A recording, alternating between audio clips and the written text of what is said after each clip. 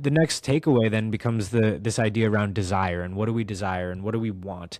And what's interesting is when we start to actually get into the brass tacks of what we want, a lot of people don't know what they want.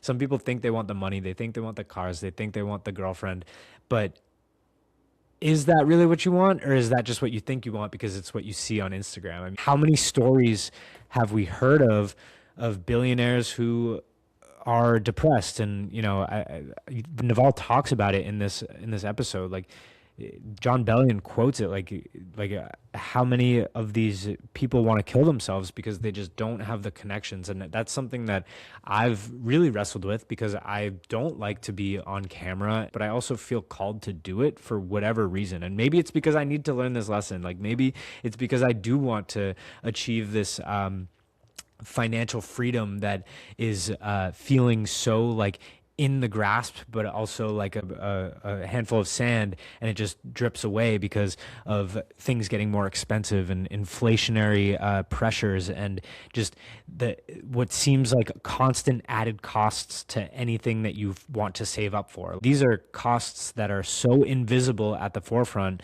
that it becomes daunting to even like go forward with it. So all that to say is, most people don't know what they want, and Naval touches on it here. It's desire is a contract you make with yourself to be unhappy until you get what you want. But what's interesting is how many people have achieved goals that they said would make them happy, and they're still unhappy. That's a Chris Williamson ism that he brought to light for me over the last few years. Is like, I have accomplished goals that I said would make me happy. And I'm still like, trying to figure out exactly like what is that happiness. Naval puts it nicely where he kind of just gives this little dichotomy of peace is happiness at rest, happiness is peace in motion. That's great.